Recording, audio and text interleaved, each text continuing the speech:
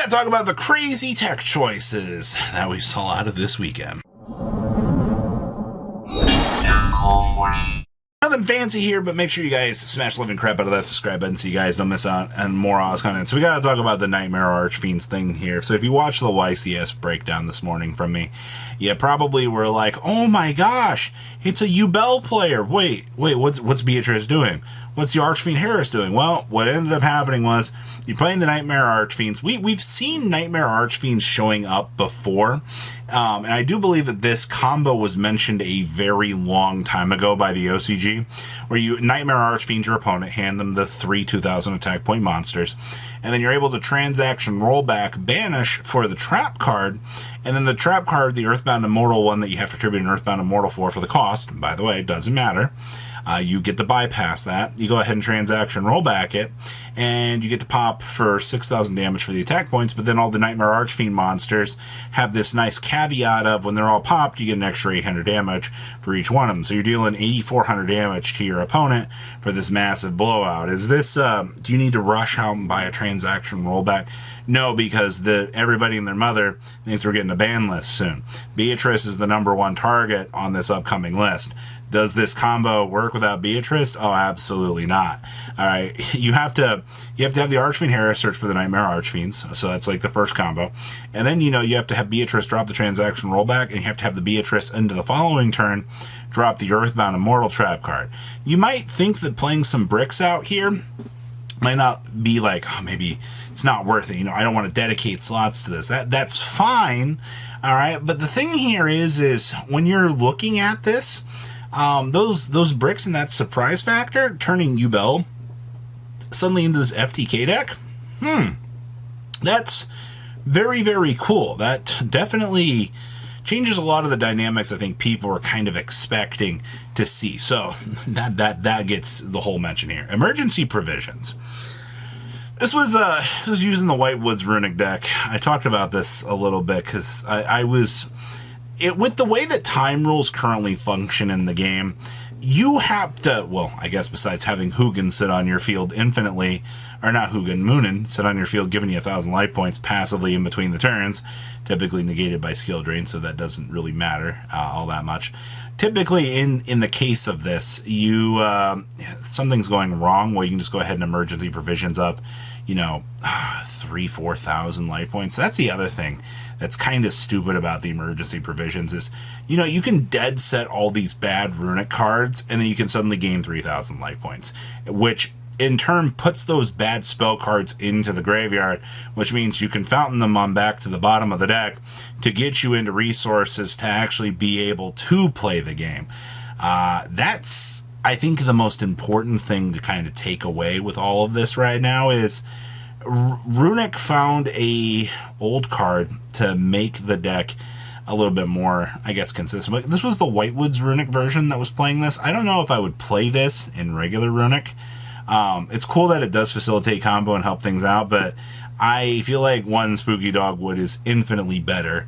And 2, in a situation like it having a place in the Whitewoods Runic or White Forest Runic build, I think that's fine. But once again, this was a cool tech choice. When was the last time?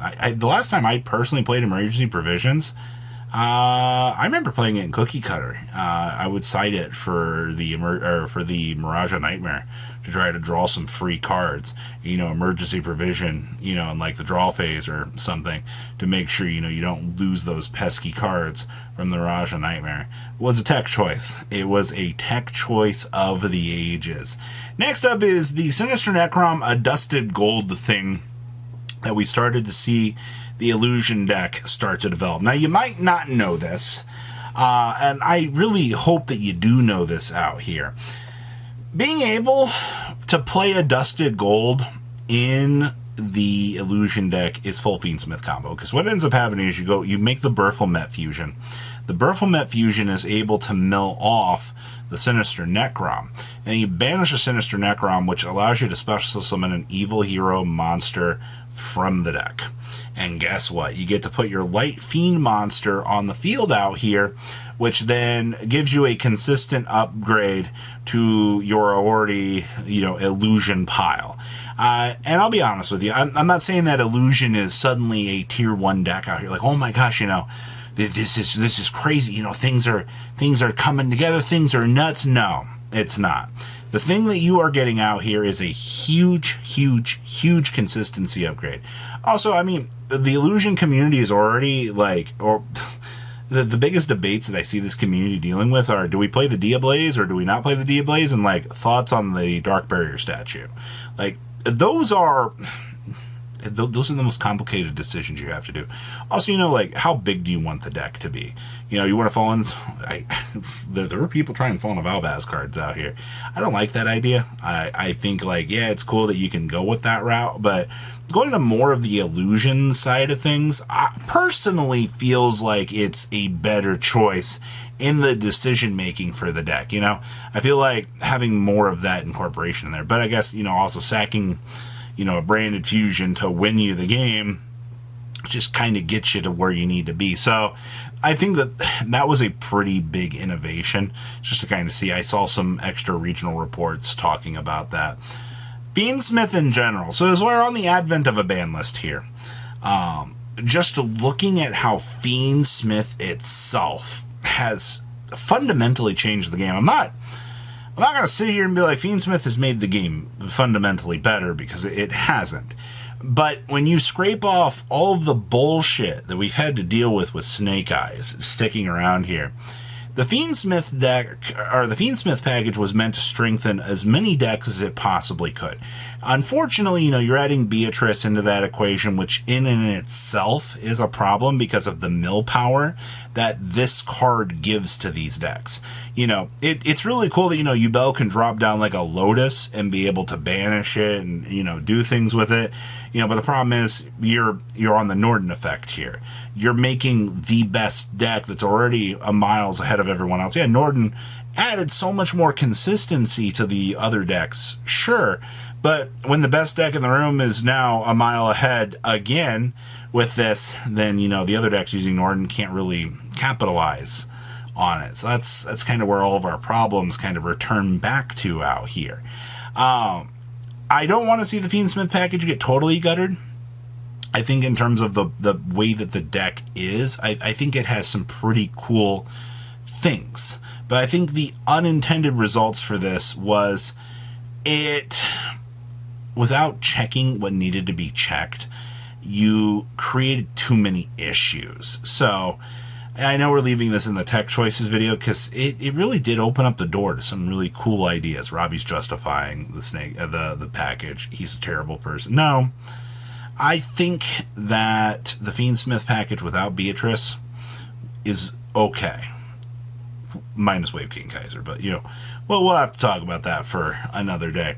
And then we have the Reign of Testina out here. Oh boy, Robbie's talking about another deck out here that had a good run through of locals. I like looking at the dumb decks that people have success with out here, because it's just cool. All right, it's not every day that you get to see Testina show up. And I saw a couple of very successful reports before the Snake Eyes domination. There were a couple in between. You will see shine like a diamond, am I right, for Testina, considering what they are. You will see Testina show up every once in a while as like this off-brand, really cool idea. And I do love how Testina looks in terms of its art. I love the idea behind it, but Kami really, really, really did drop the ball. Don't worry. If everything does work out, usually the OCG does end up supporting, in a core booster later this year and the next year. You probably will see some more Testina support. So, for a deck core you can get for like $10 right now or something like that for the budget players. Hey, you know what? You could get a very good card. Or you could just end up lost in the chasm of time like Gold Pride out here. And Gold Pride's just like, yeah, it's something, to really say the least, out here. So, what do you guys think about the tech choices of the weekend? I gotta say, some interesting stuff, to say the least. If not, hey, Nightmare Archfiend saw some play. You guys have a good rest of your day, alright? Patrons! Thank you.